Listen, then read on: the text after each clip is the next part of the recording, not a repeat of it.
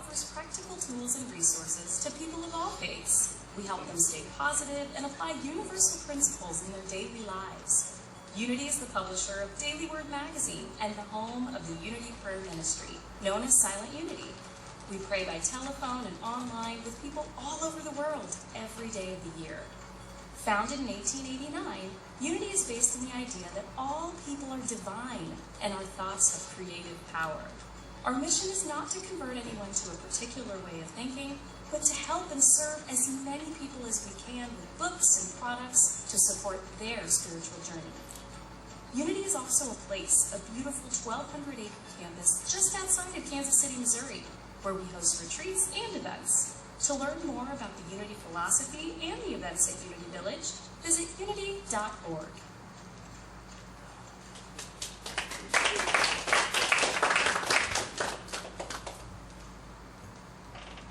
Good morning. Good morning. Well, we had a wonderful trip. Met old friends, new friends, and really had some, for us in the Unity movement, who are ministers and lay leaders and licensed teachers, we had some incredible classes and workshops, and we've come back tired out, but excited, refreshed, and with new ideas, and we hope that over the period of time we can share many or most of those ideas with you. What the topic was, who are we? Who are we in Unity? What do we stand for? How do our teachings differ from anyone else? What stands out with people? What turns people on? What turns people off? There's been a drop in church attendance, primarily by the fundamentalist Orthodox faith. We saw statistics and polls and what have you. And it's Unity too. People are leaving Unity. People are leaving Christianity. And the main loss in the statistics were fundamentalist Orthodox churches, the regular mainstream churches. And they're losing people in droves, so much that the ministers, the conferences, are calling the ministers together saying, what are we doing wrong? What are we doing wrong? So they pulled a lot of people who left, who were previously, in this case, Orthodox fundamentalist Christians. And they want to know, well, why did you leave? Why did you leave? And you know what number one was? They tell me how to vote. They tell me who to vote for, why to vote, who, what, why, where, and how. You must vote for this individual or this particular party, and if you didn't, you were ostracized. What's wrong with you? And thank God we don't do that in Unity. And that's one of the things that we don't agree with in Unity, is telling people what to do. You know, we have no dogma here. There's nothing you have to be. You can be a total atheist, or a total jerk. I know you're looking at me. We don't care what you believe. It's not that we don't care. It's that we don't care what you believe. Take what you will, take it or leave it, what have you, so we don't push anything down anyone's throat. You're here by your own divine appointment. You came here for whatever reason. And a lot of it's the camaraderie, a lot of it's the teachings, but what are the teachings? What do you get? Well, it goes back to, who are we? Well, yeah, this is back in many decades ago. Unity is a link to the great educational movement inaugurated by Jesus Christ. Our objective is to discern the truth in Christianity and prove it.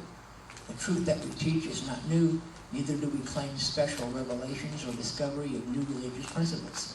Our purpose is to help and teach mankind to use and prove the eternal truth taught by the Master. So in the conference we had people would come up, people would come up and talk to us and say, what are we?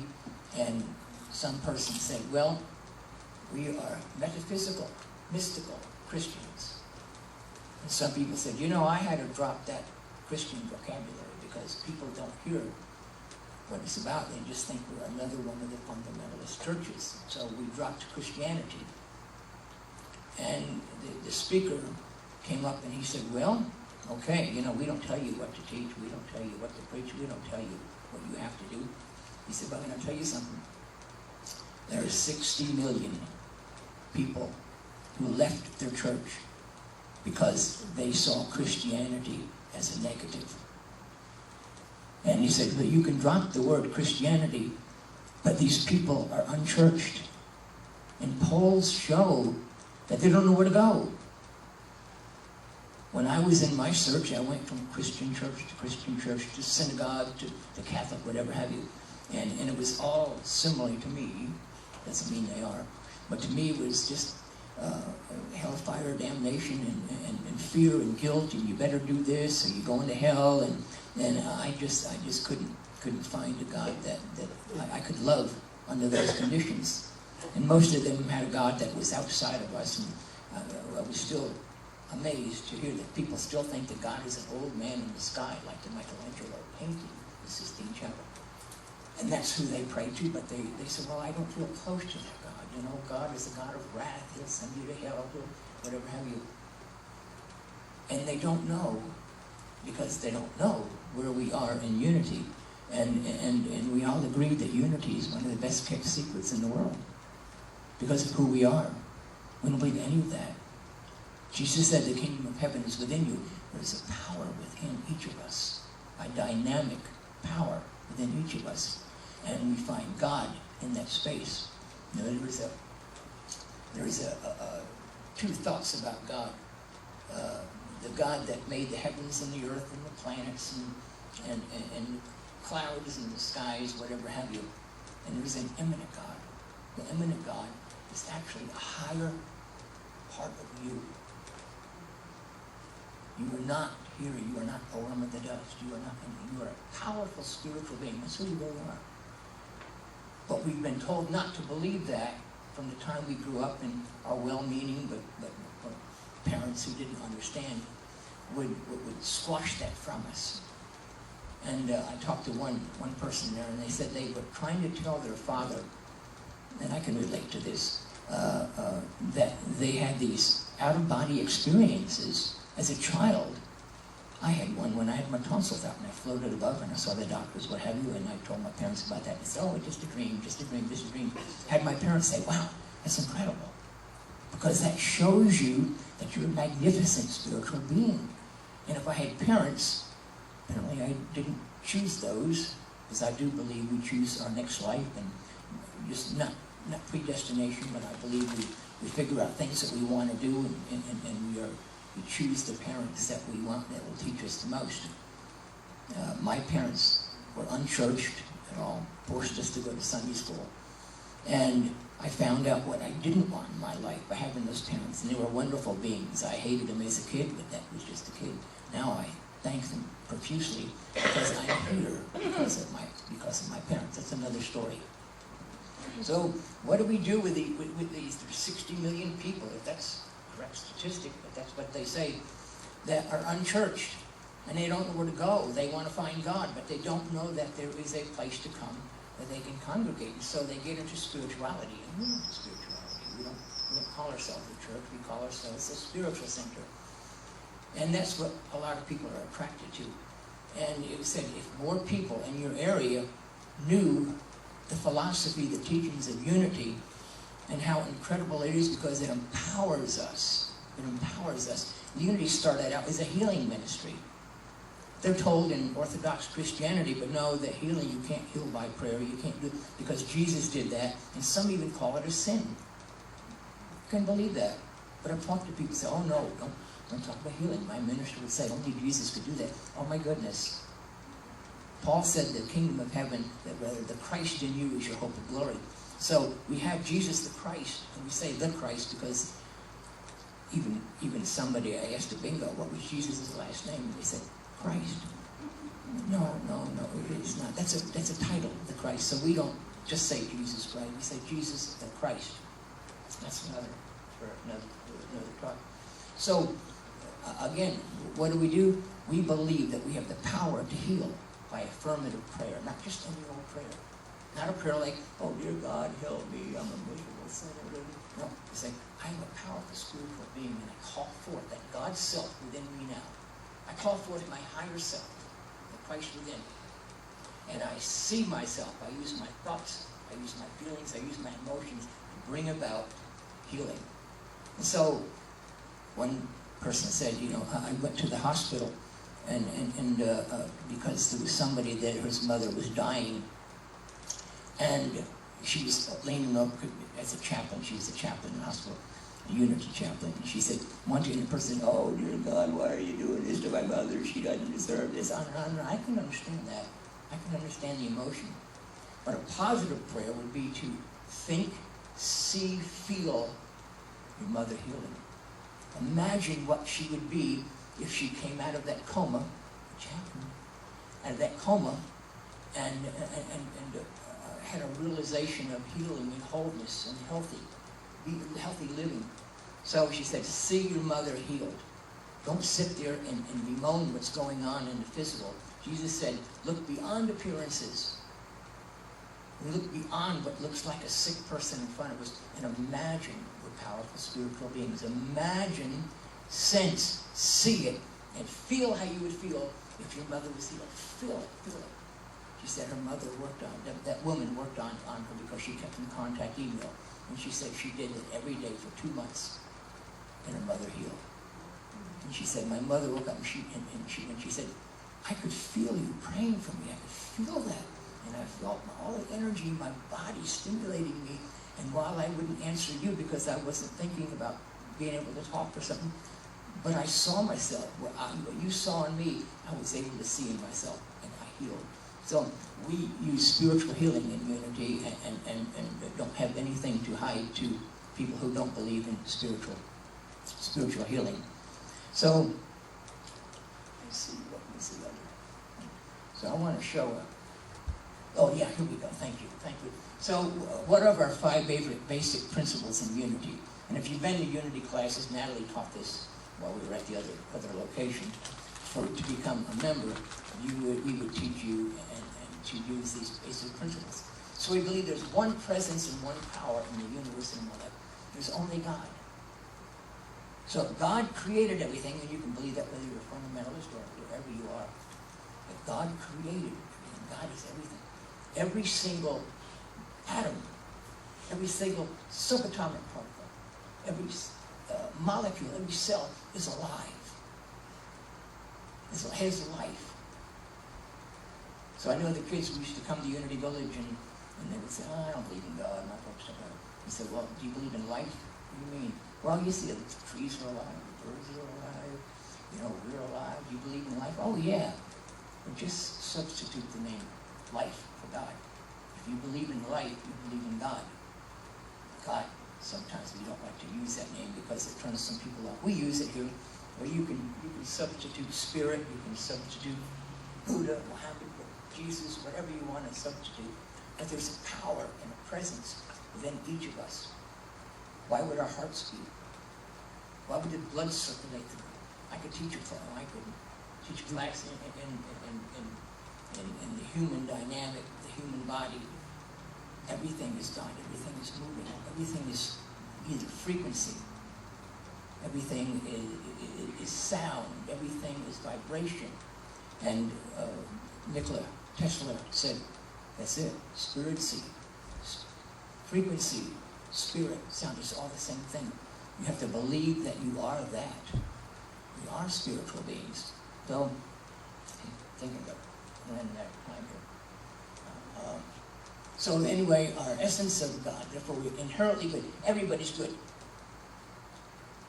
Hitler was good innately in his spiritual being. He didn't know that. He didn't project that. But everyone is a child of God. Everyone has that within him or her. So we're not praising Hitler. No, what he did was horrific. What he stood for was horrific. He practiced evil.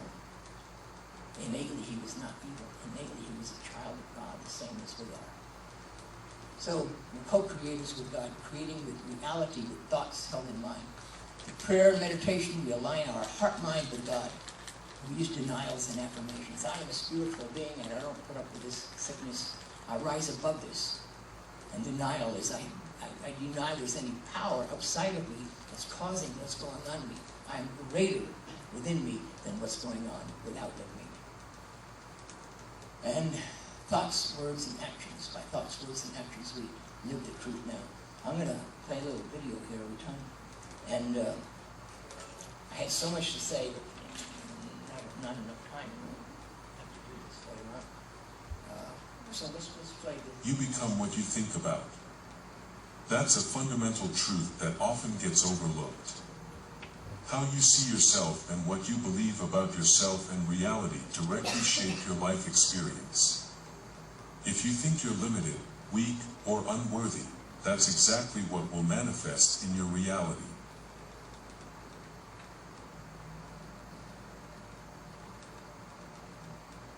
The key to manifesting a fulfilling and abundant life lies in changing your thoughts and beliefs about yourself. You need to cultivate a positive and empowering mindset, recognizing your own worth and unlimited potential. When you see yourself as a capable and deserving being of all the good things in life, you pave the way for those experiences to manifest in your reality. It's important to remember that your thoughts aren't mere fantasies or illusions. They have the power to shape your reality. So, it's crucial to consciously choose the thoughts you nurture in your mind. If you want to experience love, success, prosperity, and happiness, you need to think about these aspects and cultivate the belief that they are possible for you. If you're facing challenges or undesirable situations, it's important not to get carried away by negative or limiting thoughts. Instead, take control of your mind and redirect your thoughts towards solutions and positive possibilities. Focus on what you want to create and maintain a mindset of trust and gratitude, knowing that the universe is conspiring in your favor. The transformation begins within you. If you want to change your reality, start by changing how you think about yourself and the world around you. Cultivate thoughts of self-confidence, self-compassion, and gratitude.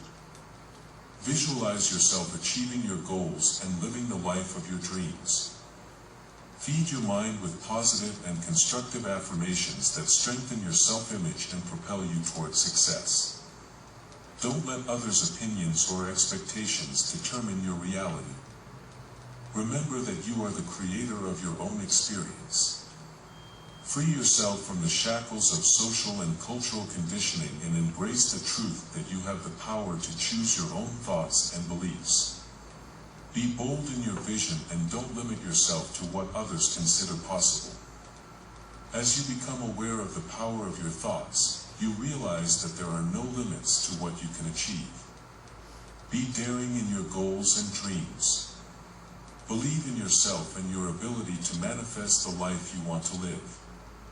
Remember that the external reality is a reflection of your inner world, and you have the power to transform any situation through your thoughts and intentions.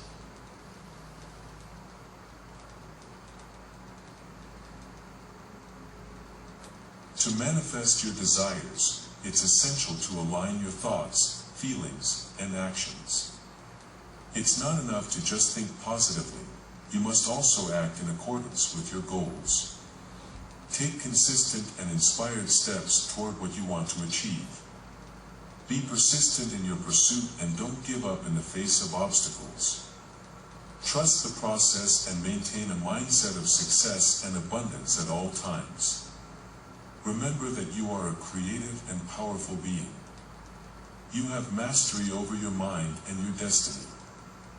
Therefore, consciously choose the thoughts that will propel you toward your goals and dreams. Firmly believe in your ability to achieve success and create a vivid mental image of what you want to manifest. Stay focused on that vision and let it guide your actions and decisions. Don't worry about the past or current circumstances. The power of transformation lies in the present moment. Focus on the here and now and start acting according to the reality you want to create. Abandon any thoughts of limitation or scarcity and embrace the abundance and prosperity that are available to you. Remember that the universe is always responding to your vibrations, so stay in the frequency of what you want to attract. As you become more aware of the power of your thoughts, you realize that you are the master of your own life. You have the ability to create a reality filled with love, joy, success, and abundance. Always remember that you become what you think about. Therefore, choose your thoughts wisely and create a positive and powerful vision of yourself and the world around you. When you delve deeper into the understanding that you become what you think about, you realize that the responsibility for your life is in your hands. There's no room for blaming others or external circumstances. You are the author of your own destiny. Take responsibility for your thoughts and consciously choose to cultivate a mindset of positivity and empowerment. Thoughts possess an innate creative power. Just like a seed planted in the earth, your thoughts are the seeds that lay the foundation for your reality. Cultivate thoughts of gratitude and watch how these seeds flourish and manifest in your daily life. Don't let fear or doubt prevent you from embracing the power of your thoughts. Trust in your ability to shape your reality through the power of your mind. Remember that change starts from within. As you shift your mindset and beliefs, you begin to attract experiences and opportunities aligned with your new thoughts and intentions. Be mindful of negative and self-sabotaging thought patterns. Observe them, acknowledge their existence, but don't identify with them. Instead, challenge them and replace them with positive and empowering thoughts. Train your mind to seek the good in all situations and to focus on possibilities even in the face of challenges. Believe in yourself and your infinite potential. You are a unique being with unique talents and gifts to share with the world. Free yourself from self-imposed limitations and embrace the greatness that resides within you. As you become aware that you become what you think about, you open yourself to a path of self-discovery, personal growth, and the manifestation of an extraordinary life. As you continue to embrace the understanding that you become what you think about, you tap into the limitless power of your mind. Your thoughts become the driving force behind your actions and decisions, shaping the course of your life. It's important to nurture a mindset of abundance and possibility. Let go of scarcity and lack, and instead, focus on the abundance that surrounds you. Recognize that there is more than enough love, success, and opportunities to go around. By shifting your perspective to one of abundance, you invite greater abundance into your own life.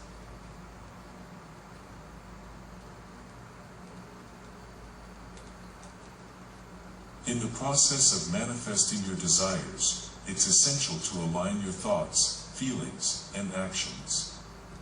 When your thoughts are in harmony with your emotions and you take inspired action, you create a powerful synergy that propels you towards your goals. Embrace the power of visualization, imagining yourself already living the life you desire. Feel the joy and excitement as if it's already your reality. This emotional alignment amplifies the manifestation process. As you navigate through life, stay mindful of the language you use both in your inner dialogue and when speaking to others. Your words carry energy and vibration, shaping your reality. Choose words that uplift, inspire, and reflect the reality you want to create.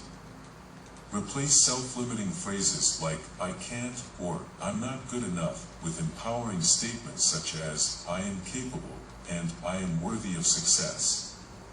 Surround yourself with positive influences that support your growth and expansion. Seek out mentors, books, podcasts, and communities that align with your goals and values. Engage in conversations that uplift and inspire you. By immersing yourself in a positive and enlightened environment, you nourish your mind and reinforce your belief in your ability to manifest your dreams. Embrace the concept of gratitude as a transformative practice in your daily life. Cultivate a deep appreciation for all the blessings and experiences you have, no matter how small. Gratitude shifts your focus from what is lacking to what is abundant, opening the doors for more blessings to flow into your life. Take time each day to express gratitude for the present moment and for the steps you're taking towards your goals. Remember that patience and persistence are key. Manifesting your desires is not an overnight process. It requires consistent effort, dedication, and a steadfast belief in your vision. Don't be discouraged by setbacks or temporary obstacles. View them as opportunities for growth and learning, knowing that they are part of the journey towards your desired reality. Along your path of self-discovery and manifestation, be open to unexpected opportunities and synchronicities. The universe has a way of aligning circumstances and people to support your goals when you remain open and receptive. Trust in the divine timing of things and have faith that everything is unfolding for your highest good. Share your knowledge and experiences with others. As you awaken to the power of your thoughts and the manifestation process, inspire and uplift those around you. Encourage them to tap into their own creative power and live their fullest potential. By sharing your wisdom, you contribute to the collective enlightenment and help create a world filled with empowered individuals manifesting their dreams. Remember that you have the power to shape your reality through your thoughts. Choose empowering thoughts, align them with positive emotions, and take inspired action towards your goals. Embrace abundance, gratitude, and a mindset of limitless possibilities. Trust in yourself and the universe, and allow the magic of manifestation to unfold in your life.